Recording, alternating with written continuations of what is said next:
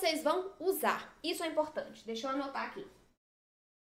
Não é simplesmente, eu vou usar purê e vou tacar purê em todas as minhas receitas. Não. Nem toda receita você vai poder usar purê, né? A gente tem que ter alguns critérios para usar o purê nas nossas massas, porque tem umas receitas que, se você colocar, você pode perder a receita ou perder as características daquela receita. Beleza? Um exemplo de uma receita que eu não uso e não recomendo que você use purê em uma... Na verdade, você pode usar em uma situação, é uma exceção, mas olha só. O pão francês. O pão francês, para ele ser considerado um pão francês de acordo com a visão, né, do pão francês clássico, ele tem que ter um miolo mais sequinho, uma casquinha crocante, fina, douradinha. Ele tem que ter uma expansão de forno rápida. Vai ter cheiro, vai ter gosto de pão francês. A partir do momento que você coloca um purê dentro do pão francês, você modifica o resultado final. Um bom exemplo, a casquinha não fica mais crocante. Eu vou ter uma casquinha macia, porque eu tenho umidade nessa massa. Então, a partir do momento que eu modifico a receita do pão francês e incluo uma quantidade de purê, eu não tenho mais o pão francês característico. Eu tenho o pão francês, né, com outras características ali, que não necessariamente vai ser um pão francês, vai ser um pão, né? Então, a gente tem que cuidar muito em qual receita a gente adiciona para não perder as características dessa receita. Um exemplo bom para você usar é pão de forma. Posso usar purê de batata doce, purê de inhame em pão de forma? Posso. Posso usar purê em pão de hambúrguer? Posso usar purês em pão de hambúrguer? Posso. Mas aqui são pães com características diferentes, certo? Então, eu não posso colocar a mesma quantidade de purê. O pão de forma, eu consigo colocar uma quantidade maior. O pão de hambúrguer, uma quantidade menor. E qual é essa quantidade? Já vamos falar sobre quantidade. Maior no pão de forma, menor do pão de hambúrguer. Por quê? Pão de forma, mais úmido, mais macio, tem uma forma para mantê-lo no formato. Pão de hambúrguer é um pão que é mais leve, que tem uma textura mais levinha dentro. Então, eu não posso pesar essa massa. E é modelável. Eu não posso colocar muito purê, porque senão a minha massa vai ficar muito cremosa. Tá? Eu falei qual é a exceção que eu uso o purê no pão francês. Que aí ele não vai se tornar um pão francês, vai ser um outro pãozinho. Quando você usa psyllium na massa. É uma opção. Porque o psyllium ele tende a ressecar, ele precisa ser muito bem hidratado. E aí, quando você combina o purê com o psyllium no pão francês, você tem um pão modelável que não vai ser um pão francês com todas as características, né? Mas para quem não pode ou não quer consumir goma xantana, tem a opção de usar o psyllium, mas agregando um pouquinho de purê para trazer mais umidade e maciez para esse pãozinho. Beleza, gente? Cuidado com a quantidade para não pesar a sua massa. E outra coisa, o ponto da sua massa pode ser que ele seja modificado. Muita gente tem dúvida sobre o ponto certo da massa, né? E aí, quando você usa o purê, por exemplo, você vai incluir uma quantidade de purê numa receita que não leva purê originariamente. Então, vai ter alteração na receita a depender do jeito que você faz o purê. A depender da origem do purê. Qual é a matéria-prima que você usou? Exemplo, purê de abóbora. O purê de abóbora, se você cozinha a abóbora na água, você tem um purê muito cremoso, porque ela absorve água.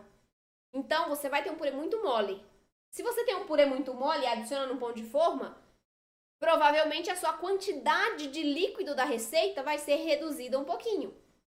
Porque o purê já vai incluir mais umidade na massa, mais líquido, né? Porque ele é mais cremoso. Agora, você fez um purê de mandioca, macaxeira, que principalmente se for a mandioca branca, é um purezinho mais seco. Então, você não agrega muita umidade. Por isso, a sua quantidade de água pode ser a mesma.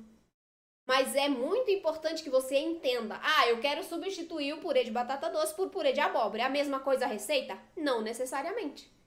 Se você assa a abóbora, pode ser que você use a mesma proporção. Mas se você coloca a sua abóbora para cozinhar na água, aí você agrega um purê mais úmido, mais líquido. E isso vai interferir no resultado final da massa. Isso vai interferir no ponto certo da massa. Tá? Então é importante vocês entenderem que para cada tipo de receita que a gente faça, as quantidades de purê serão diferentes e o ponto da massa tem que ser observado para você equilibrar a quantidade de líquido. Não necessariamente você vai usar a mesma proporção se você coloca um purê. Pode ser mais, pode ser menos. Geralmente é menos. Quando tem que mudar alguma coisa, geralmente é para menos. Mas, né, você tem que conhecer isso. Você tem que conhecer esse ponto de hidratação para poder não perder o ponto da massa quando você adiciona esse tipo de ingrediente. E qual é, né, a quantidade, então, recomendada de purê? Eu tenho a quantidade minha, tá, gente? Essa é minha quantidade, eu que defini, porque é de acordo com o que eu gosto e com o que eu acho que fique bom, tá? Então, bora lá. Minha recomendação de quantidade de purê. 30. Gente, eu tô rouquinha. A 50% em relação à quantidade total do mix de farinhas. Então, exemplo. Seu mix tem 100 gramas. Você vai colocar de 30 a 50 gramas de purê. Entenderam, gente? 30 a 50% do mix você pode usar de purê. Ou seja, em um mix de 100 gramas, você vai usar de 30 a 50 gramas de purê. Perfeito? Ah, um mix de 200, aí você dobra, 60 a 100 gramas de purê. Beleza? E por que não é um número exato aqui? Por que não é só 30? Por que não é só 50? Porque depende do mix. Depende do mix que você está usando. Exemplo, você está agregando farinha de aveia no seu mix. Tem uma proporção considerável de farinha de aveia no mix. Se você coloca um purê junto, você pesa a mais essa massa. Porque a farinha de aveia já vai pesar. Se você põe o purê, você pesa mais ainda. Então, pode dar um efeito contrário do que você busca. Por isso é importante conhecer as farinhas que você está usando e, de acordo com o mix que você está usando naquela receita, você vai definir o tipo de purê e a proporção usada. E uma coisa importante de vocês observarem é o purê, a depender do tipo da matéria-prima, vai deixar sabor residual e vai deixar cor na sua receita. Tem uma aluna minha que ela não usou o purê, ela usou o suco. Só o suco da cenoura já deu uma coloração alaranjada pro pão. Se você põe o purê, é a mesma coisa. Vocês veem aqueles pães roxos? Suco de beterraba. Põe o purê de beterraba. Vai ficar arroxeado também. Então, vocês têm que entender que, a depender do purê que você use, o seu resultado final vai ter o sabor dele. A abóbora é o clássico, que tem o sabor mais acentuado. Então, o pão de abóbora. Pão de abóbora com carne seca também, ó. Só o ouro. Pão de abóbora com linguiça. Meu Deus, tá me aparecendo um monte de sabor agora aqui de combinação inusitada e deliciosa nos pães. Pão de abóbora vai ter coloração e sabor característico. Então é importante vocês levarem isso em consideração para que você não coloque o purê de abóbora em uma receita que vai muita farinha de grão de bico. Porque senão vai ter muito sabor ali contrastante, sabores fortes, que têm personalidade, brigando dentro da sua massa, tá? Então entendam como é que funciona cada ingrediente para você poder combinar de maneira a ter um resultado final com um sabor agradável para você e para sua família. Tem muita gente que não gosta de abóbora, meu marido é um. Ele não come abóbora. Então eu não posso fazer um pão de abóbora. Ele não vai comer o pão. Essa é a graça, qual é a palavra, gente? É a graça mesmo de você entender o que você está fazendo. Porque você adapta ao sabor, ao gosto da sua família. O sabor ao gosto da sua família. Meu marido não come abóbora. Pra que eu vou fazer um pão de abóbora? Pra mim só? Posso fazer, nada impede. Mas eu vou fazer um que ele goste também. Não é não?